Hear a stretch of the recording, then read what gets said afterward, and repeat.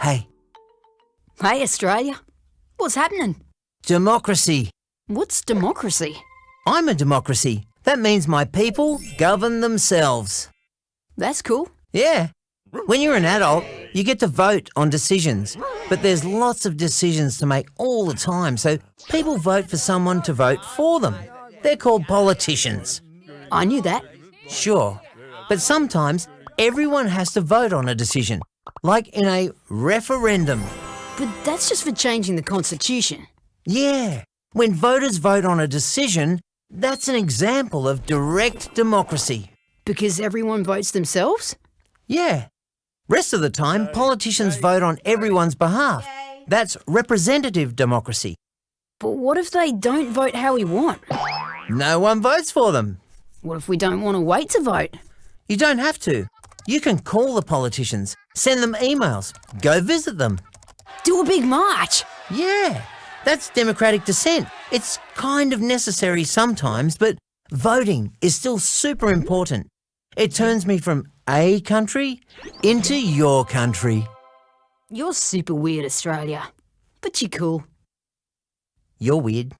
You're a talking country. You're a talking country. You are. You are. You are. I said it first. Shh.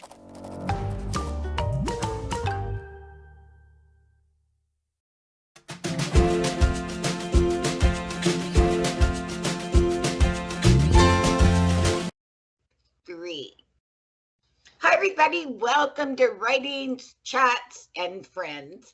And today, Ken and I are going to do a little bit of chatting because we think there are some things that are important to speak about in the world. And we know many of our friends and supporters do also. But Ken, I heard a rumor that you had an addition to your little family there. Well, I have a friend with me. His name is Michael Bloomberg Mayor Sloth. He looks like Michael Bloomberg. He does indeed, and he is our political consultant here at home. Was he very knowledgeable? Oh, he's very knowledgeable, especially about the role of spam in Samoa, because as you know, he spent a great deal of money, and all he got for it in the election were the delegates from Samoa. So he has become a great aficionado of all things spam, because of course spam is a favorite food in Samoa, and if that makes sense to you, well, I didn't know that. Bloomy's friends. All right, I haven't had spam in a long time.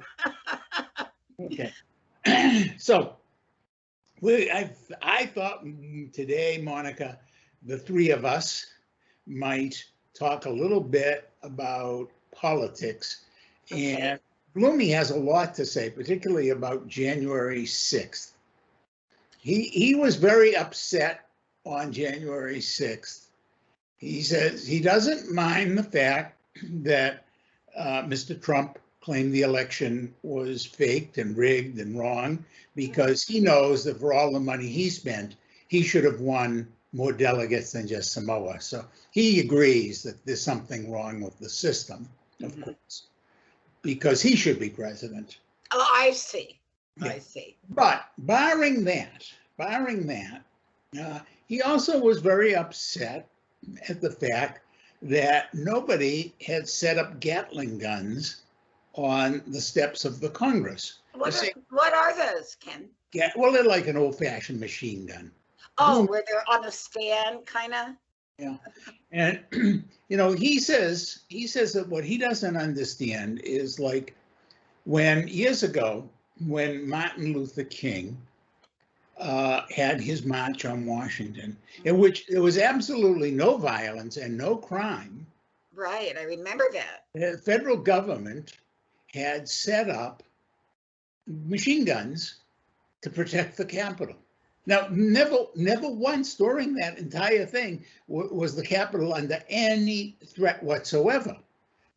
Yes, a few of the people who came to Washington did visit the Capitol very respectfully, taking their hats off. None of them wearing horned helmets or anything. Nothing crazy like that, huh? their hats off, went in, stood in reverential silence, things like that. But, nothing. And yet they had machine guns.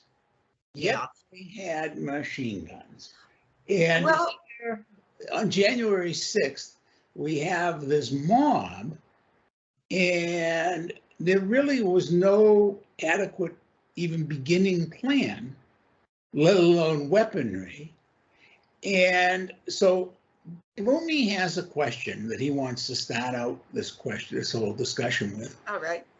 which is, do you think that maybe the difference has to do with a little bit of structural racism in America?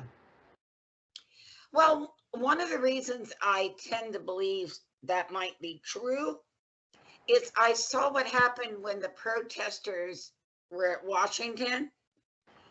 The Black Lives Matter protesters. Now, there were armed guards everywhere. I mean, they had everybody out, and so I would expect, knowing that there was a rally going on, that they would have at least something additional.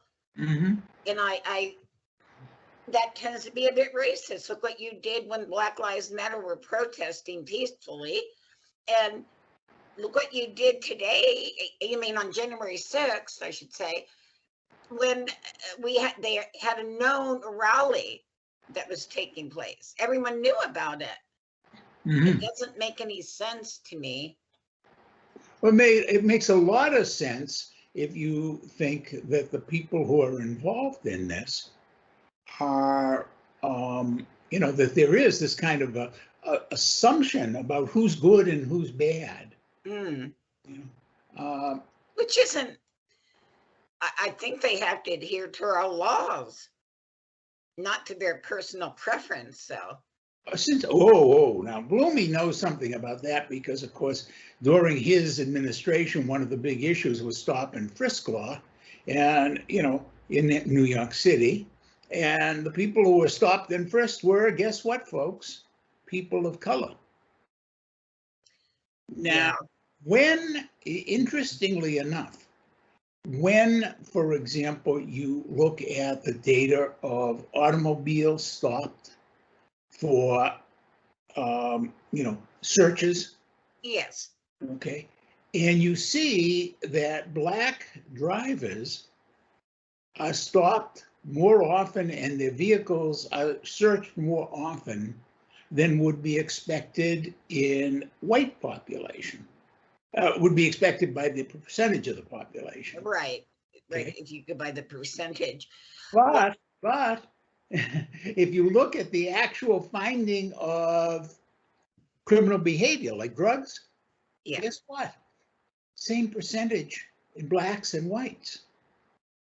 Well, there's a huge problem with drugs such as meth in the rural areas. We all know that.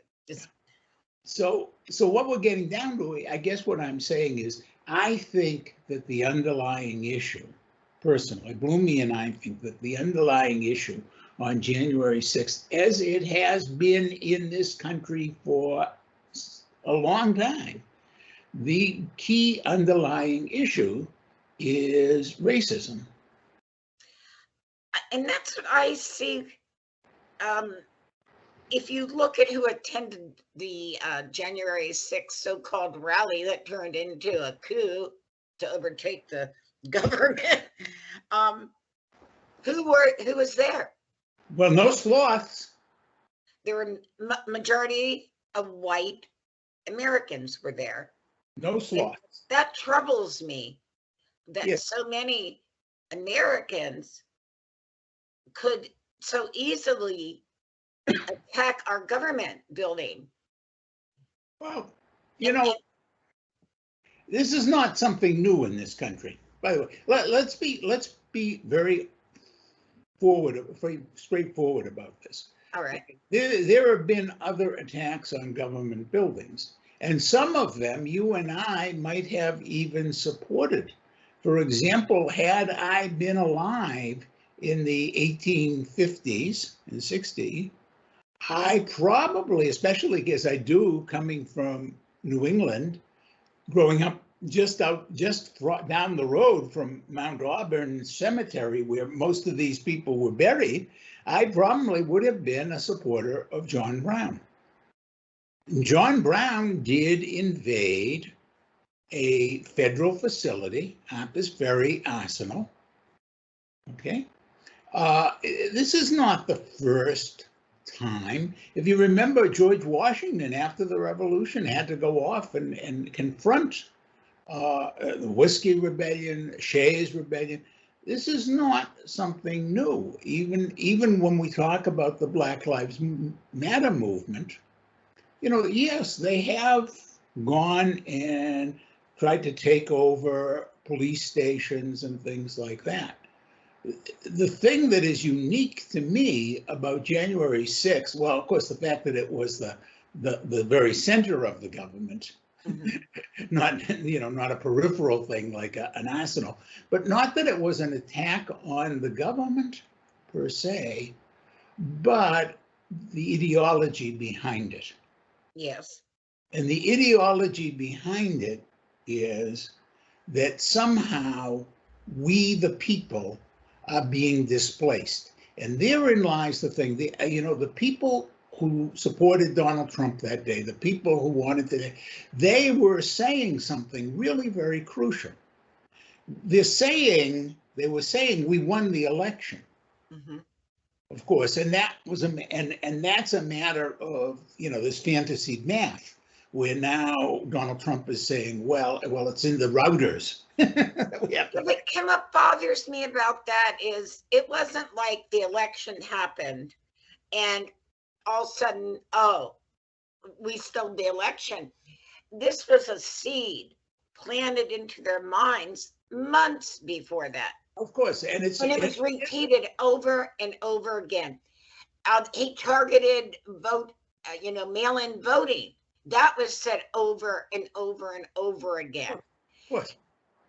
But what he's really saying, see, this is where I'm going, is what the message was: we the people have been supplanted. Now, if you define we the people as people who wear red hats and have white faces, okay, then in a very real sense, Trump was being accurate. We the people have been displaced. White people are no longer like the majority. Mm-hmm. Okay. But we knew that would happen. Yeah. Yes, but that's who's been displaced.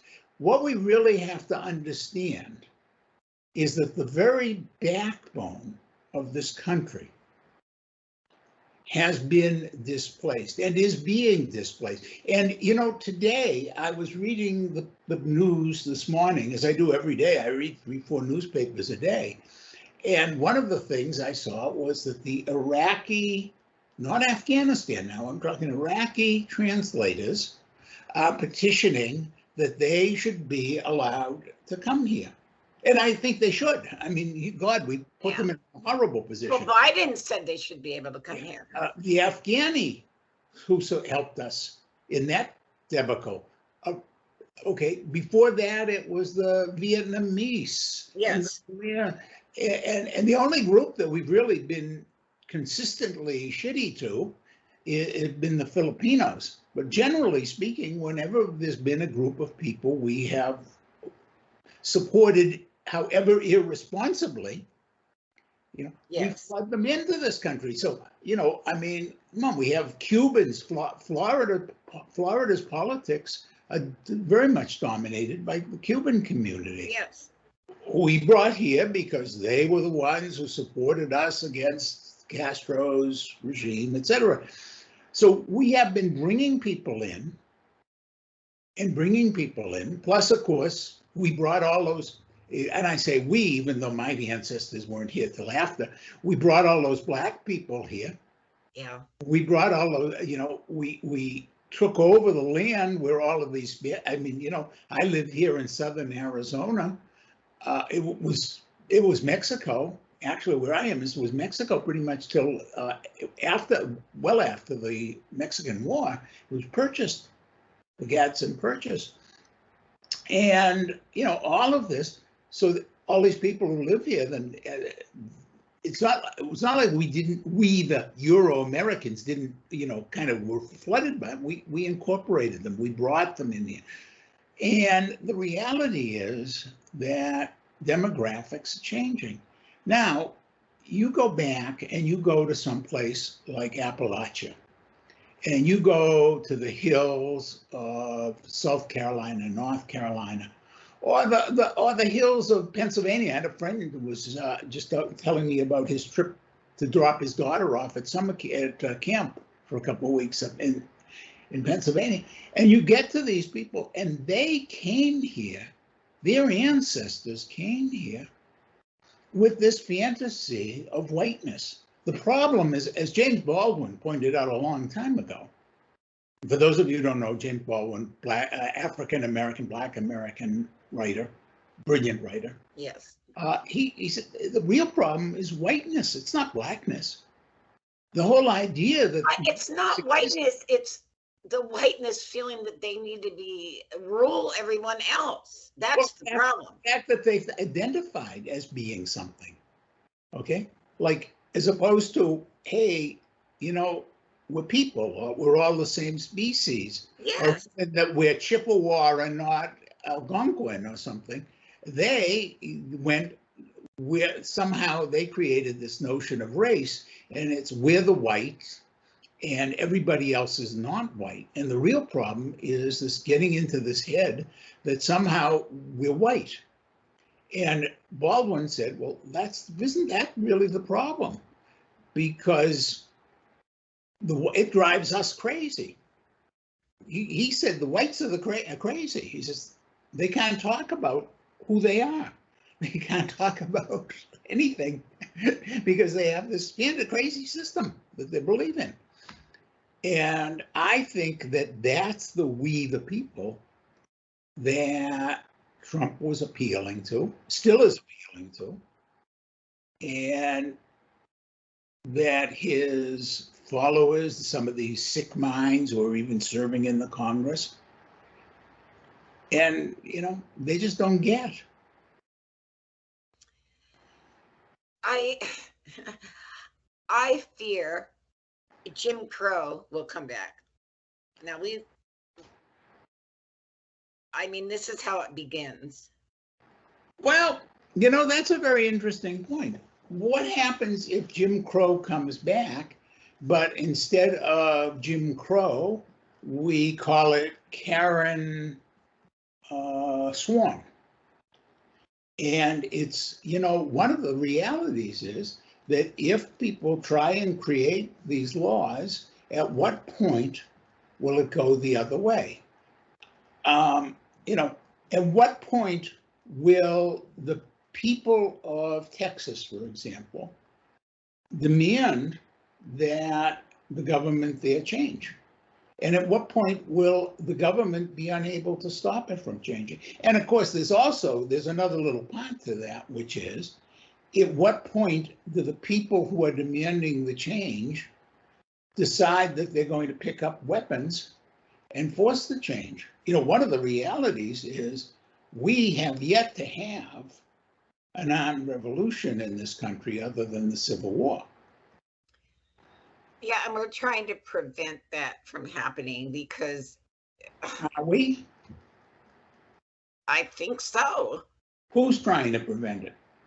Well, most Americans, I believe. Well, I don't think most Americans even think about the possibility. I thought about that long ago. Most Americans think that the revolution was going to be from the Trump people, the MAGA people. We're scared of white terrorism. But tell me something, what are the deciding events of the last few years? Was the church shooting in South Carolina, I guess it was. I'm going to remember, where 8 people were killed. Mm-hmm. Okay. What is to stop the next killing from being in a white church? I'm hoping that we don't stoop to those standards. But what is to stop it from happening? The only thing that stops it from happening is the rationality and the civility of Americans of color. Yes. Certainly, it's not American, the white American. We're not the ones who are keeping it from happening. We're the ones who are sending these crazy people off with guns. 95% of all the terrorist acts in this country have been perpetrated by people who identify as white. I know it. Okay. So, at what point does it start changing? We're horrified when a guy who identifies as Muslim, who's in the military, goes and shoots up his colleagues on the base. Yeah. But in reality is that it's happened so seldom. What is going to stop it from happening in the future if you start having, as we are seeing in places like Texas, more and more return to the Jim Crow kind of laws? Now, the newest thing in Texas is that you can't, if you have a charity, you can't give bail to a lot of people. That's the new law they're trying to pass. You can't help people get out on bail. Now, that's clearly a Jim Crow law. Mm-hmm. Okay? Well, what happens if the Supreme Court doesn't, as it should, knock that down? It would, it's one of the things is it's predicated on the idea that these people are guilty. So, hopefully the Supreme Court will have the good sense to say, no, you can't do this. But at some point, when do the nice people of Texas, the good people of Texas, the Black and brown and Native American, decent people of Texas, and white people, see, this is what's bothering me. There are many white people who stand with them. Now we're focusing on a white portion of the show, Mike Phillips and his wife Betsy. Yeah, but that's what I'm trying to say. I can't box it into white. I can box it into certain white people. Okay, but what happens when the people who are being discriminated against, who are being pushed into these situations, no longer are willing to be pushed? And when we talk about returning to Jim Crow, we're also talking about the possibility of a new revolution, a new American revolution that may very well overthrow the government of the Euro-Americans. And I think that people like Trump are totally ignorant of history, totally ignorant of social science, and they're missing the fact that they're creating the very threat that they're most afraid of. Exactly. And that's what's so sad about it, Ken. And I've tried to talk about it, but I don't like getting insulted constantly. So I have found, I know you're talking about mostly about Facebook, where you and I are both. Yeah, I find that, I enter into it there. I get on the political chat in the political groups and I say my piece. And one of the things I found is that a lot of people really don't like it when I just say to them, well, I know you believe that and I believe something else. Yes. And history is going to decide which one of us was right. You know what I found on Facebook? Every once in a while, at least once a week, they'll have something that I want to see that's live on Facebook, be a representative speaking, and the people that are insulting, spreading lies, continuing on with the Trumpism, when I check them out, they're trolls. Yeah, of course. A lot of I it, would say 90% of the people that are acting like that are trolls. the thing that I have found is the ones who aren't trolls, the one thing that I have most in common with them is our love of animals.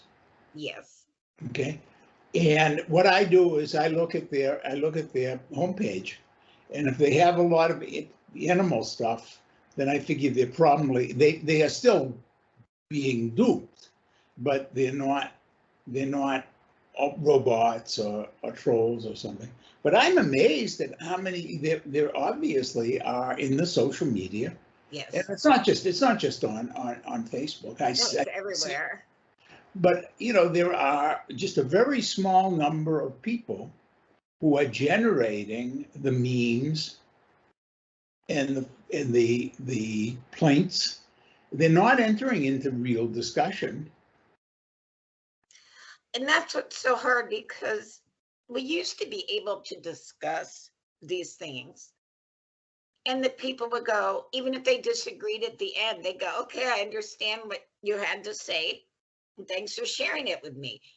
Now it's like, you're my enemy unless you think exactly like I do. Because people are, again, I think this is very much about the terror of racism. The United States has never solved the problem of its great dilemma. No, You know? but it's time we do. Yeah. And the other thing, of course, is the role of religion in this, which is a whole other topic. And, some other time we'll talk about that. I wanted to say one thing about January 6th, and it's personal to me. I had a second cousin that worked in the forestry division in California, and all he did was good works. I mean, he was a wonderful, wonderful young man. And he had the unfortunate happening of being on Flight 93. And they chose to go down with that plane and to fight rather than to allow it to get to the Capitol building. Now I turn around and we have a presidential candidate holding a rally, screaming at people to go to the Capitol. And next thing I know, they're breaking in. Doesn't anybody see how horrible this is? We had people give their lives so that would not happen. And here, our own people are doing it. It just disturbs me. I understand what you're saying, and it is when you think about it over the course of 20 years, basically, it is quite a turnaround when we honored people who were willing to give their lives to protect our institutions. And now we have people at the very center of our government calling on people to attack those very institutions and structures. And it's a horrible change. But I think that part in our government has nothing to do with white supremacy. I think it has to do with aligning themselves with people where they can gain complete control. Yeah, but the reason they can do that, and the reason those people are willing to align, is because of racism. The underlying issue is the racist issue, I think. Okay. That's what it is there. I mean, I just don't think it's all of it. The Trumpers feeling that they are being deprived of. See, it is no longer. You see, the thing is, you and I, when I think of Washington, and I haven't been there for years, but I've been there a number of times. I have too. When I think of the White House and the Congress and the archives, particularly the archives, actually, and the Library of Congress and the National Art Museum and the Smithsonian and the zoo, which is part of the Smithsonian. And I think of all of those things, and all of those things I have visited over the years, the monuments and memorials. I think of them as ours. Yes. And it never occurred to me that the person who was, say, standing looking up at Lincoln next to me, it never occurred to me that they had to be black or white or Asian or Native. It's ours. Yes. When I would go to the Vietnam Memorial and I would look at those names, I didn't know the race or color or creed or anything. I just knew that they were ours. Yes. I opposed the war. I mean, I was one of the people protesting to end the war, but I still honored those people as ours. Exactly. Okay, but the people on January 6th don't see ours the same way you and I see ours. We are an inclusive ours. The guy begging on the corner is ours. Mhm. The guy living in the penthouse is ours. Yes. The person preaching at the cathedral is ours, and the person preaching at the mosque is ours.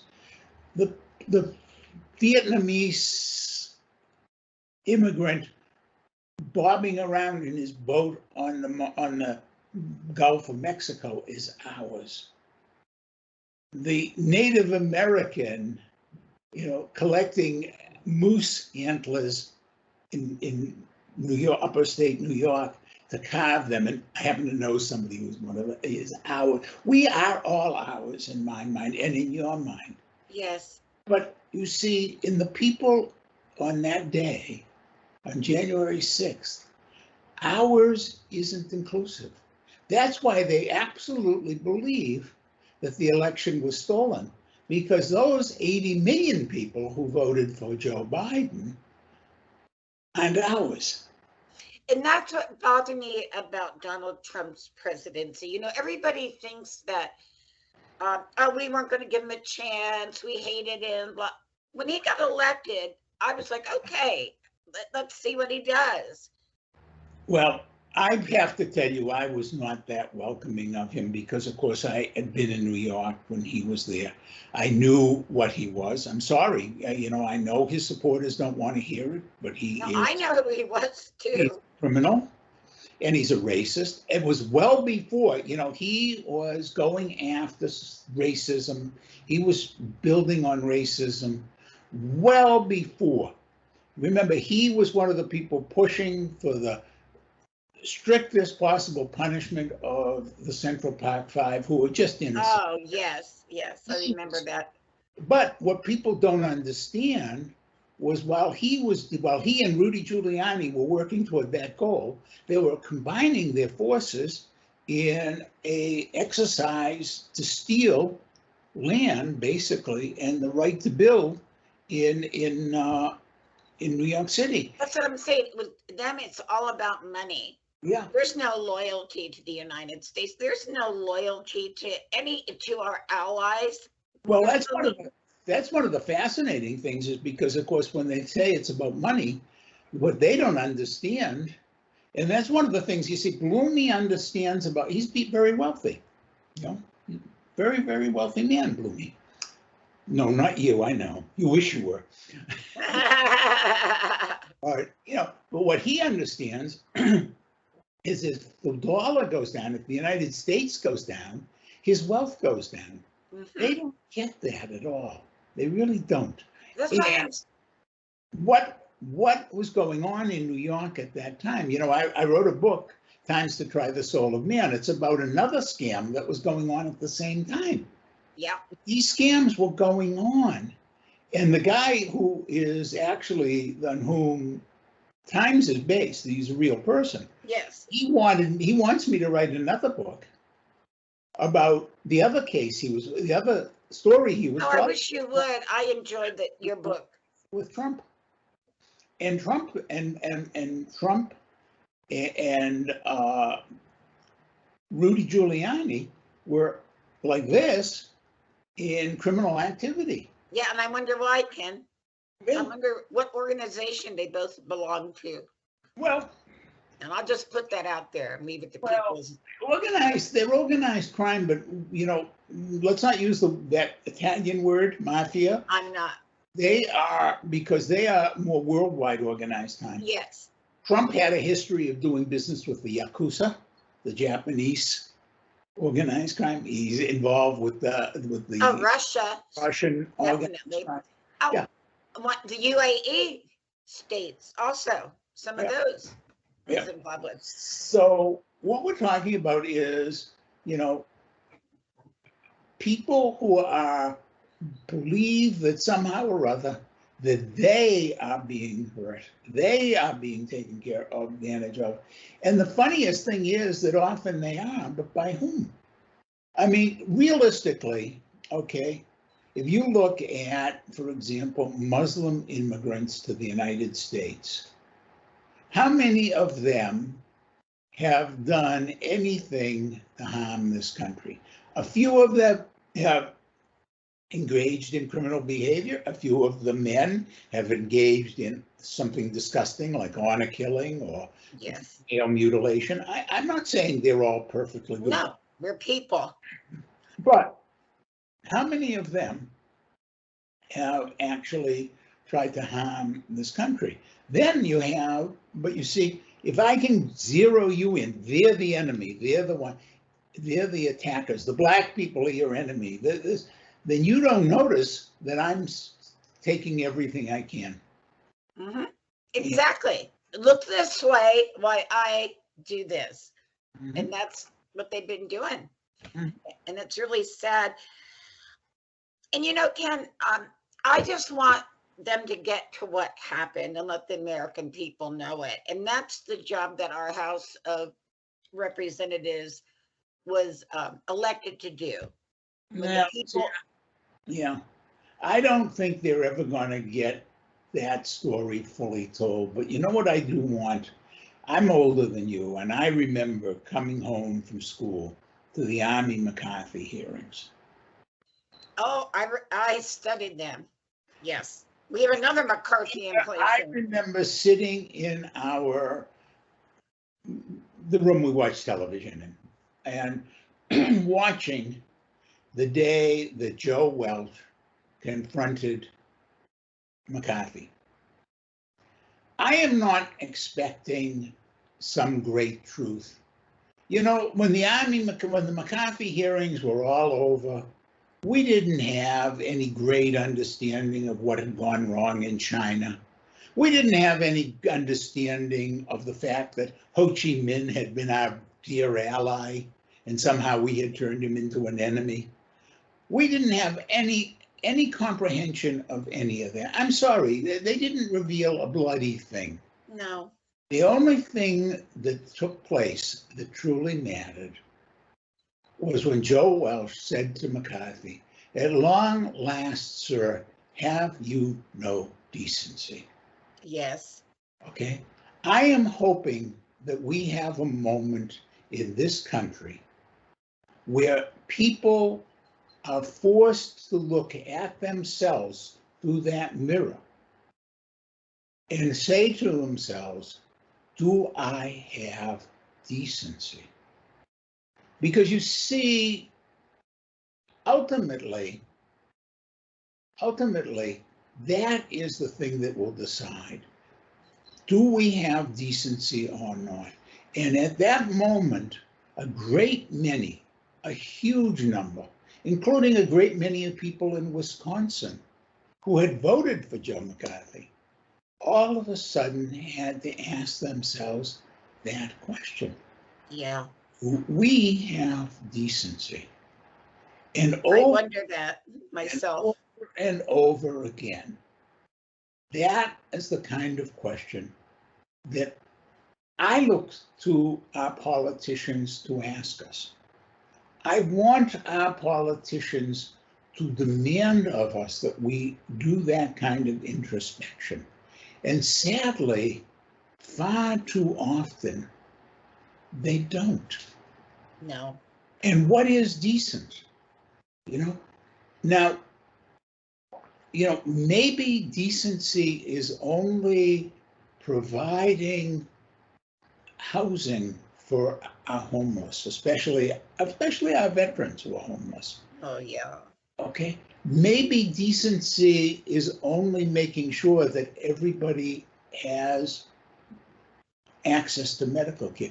Maybe decency is only taking responsibility that we not spread COVID. But ultimately, I want us asking that. I get up every morning of my Yeah. life and look in the mirror, and I remember Welsh looking at McCarthy, and I ask myself, sir, are you decent? You know what, Ken? I think we need to end this show with that. I'm going to ask America, are you decent? And with that, folks, we got something that's going to be following right here that you might enjoy a little bit. I'll tell you a little bit more about Mr. Kenneth, Weene, and myself. Ken, it's been a pleasure. I hope we can talk about something else. I think we need to communicate. It's one of the most effective means of, bridging gaps. So thank you. Here you go, folks.